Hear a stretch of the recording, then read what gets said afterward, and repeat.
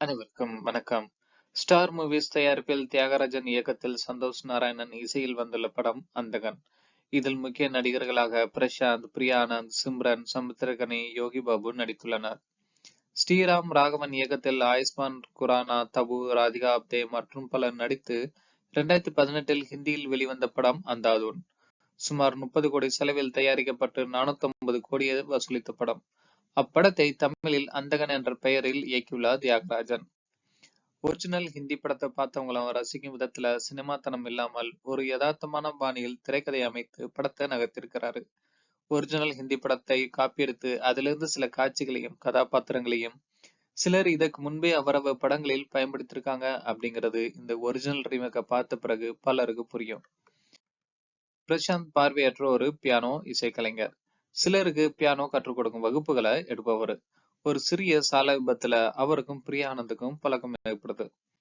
பிரியாவும் அவரது அப்பாவும் நடத்தி வரும் பார் ஒன்றுல இரவு நேரத்தில் பியானோ வாசிக்க செல்றாரு பிரசாந்த். நடிகராகவே இருக்கும் கார்த்திக்குடன் அங்கு பழக்கமாகுது.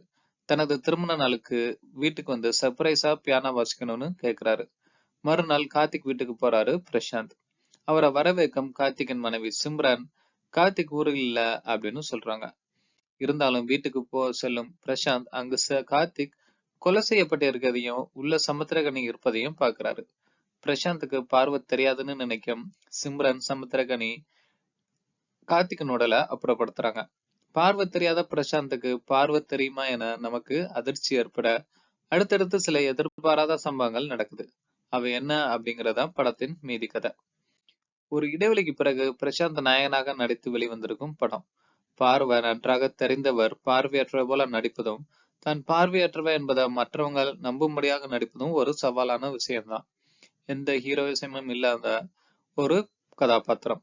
பணம் சம்பாதித்து லண்டன் போகணும் அப்படிங்கறதுதான் புதுச்சேரியில் வசிக்கும் பியானோ கலைஞர் பிரசாந்துக்கின் லட்சியமா இருக்கு. பிரியாவின் நட்பு கிடைத்து அங்கிருந்து கொஞ்சம் காதலாக மாறும் கதை. அதன் பின் சில கொலைகளால் பரபரப்பான த்ரில்லரா நகருது. பின் கொஞ்சம் நகைச்சுவை, கொஞ்சம் சீரியஸ் என நிதானமா பயணிக்குது. கார்த்திக் கொல்லப்பட்டு கிடக்கும்போது சிம்ரன் பிரசாந்த கொல்ல வரும்போது அந்த பதட்டத்தை நமக்கு கடத்துறாரு பிரசாந்த். அவருக்கு சினிமாவில் ஏற்பட்ட இடைவெளியை இந்த அந்தகன் சரி செய்யும். படத்தில் பிரசாந்துக்கு ஜோடி பிரியா ஆனந்த் அப்படின்னாலும் கதாநாயகனும் பார்த்தா சிம்ரன் தான். ஒரு காலத்துல பிரசாந்த் சிம்ரன் ஜோடி வெற்றிகரமான காதல் ஜோடியா சில படங்கள்ல வாகை சூடியது. பார்த்தேன் ரசித்தேன் படத்துல தனக்கு கிடைக்காமல் போகும் பிரசாந்த் மீது சைக்கோத்தனமா நடந்து கொள்வாரு சிம்ரன். அதுபோல இந்த படத்தில் தான் செய்த கொலையை பிரசாந்த் தெரிந்து கொண்டு விட்டார் அப்படின்னு அறிஞ்சு ஏறக்குறைய சைக்கோ போலவே நடந்து கொள்றாரு. வில்லித்தனமான நடிப்பும் தனக்கு வரும் அப்படிங்கிறத மீண்டும் நிரூபிச்சிருக்கிறாரு சிம்ரன். பிரசாந்த் மீது பரிதாபப்பட்டு அவருக்கு ஒரு வருமானத்தை ஏற்படுத்தி கொடுத்து காதல் கொண்டு பின் சந்தேகத்துல பிரிபவரா பிரியா ஆனந்த். கிளாமர் ஆடையில் ரசிகங்களை கிறங்க வைக்கிறாரு. சிம்ரனின் கள்ளக்காதனாக சமுத்திரகனி.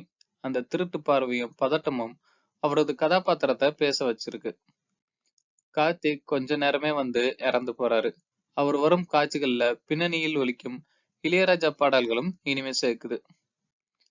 வனிதா விஜயகுமார் ஒரு சில காட்சிகளில் வந்து கோவப்பட்டு போறாரு.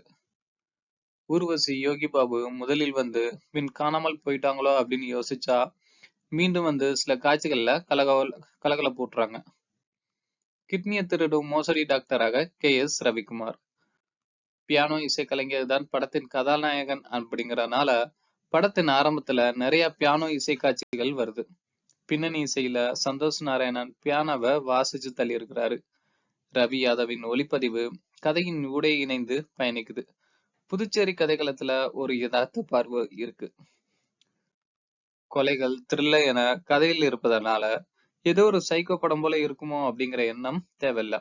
அப்படியெல்லாம் சினிமாத்தனமாக பயமுறுத்தாம நிஜமா நடந்தா எப்படி இருக்குமோ அப்படியான காட்சிகள், கதாபாத்திரங்களோட படம் நகருது.